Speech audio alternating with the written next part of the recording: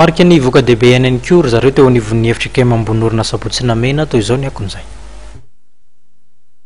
Voromaro ireo mpinomaly teny amin'ny hevitra kely ambony orona sabotsina mena.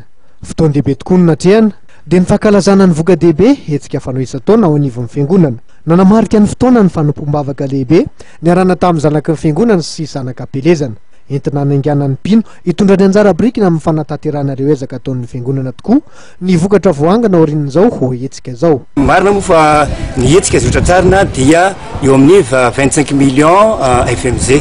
Io vola io moa dia ezaka izay anatin'ny fampandehanany raharaha amin'ny didy ivelany sy anatiny eto amin'ny fiangonana.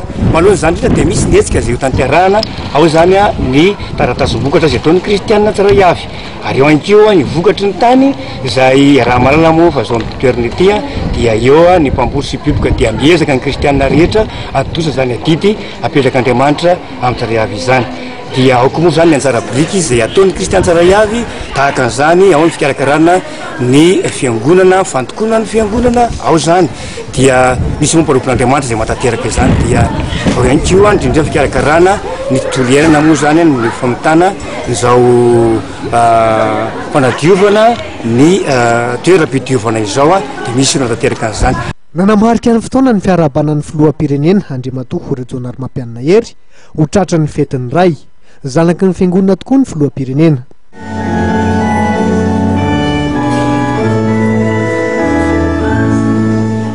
Sitraka pasteur, sitraka atsika rehetra, sambana, diakona, mpiarakarany filoana rehetra amin'ity androany ity dia ny angatanay dia ho aminareo koany ny fiadanany tompo isamotain'Andriamanitra isika rehetra.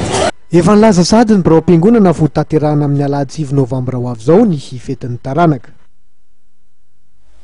Dia iny fanadihadiana naompana tamin'ny finoany ihany koa topolasitako-povavy nandesa raha antsika ary amin'ity takarivan'ny alatsinainy ity saorana feno ianao nanaraka izany hatramin'ny farany mametraka ny veloma mandrapitafa ao manaraka indray. Veloma marito.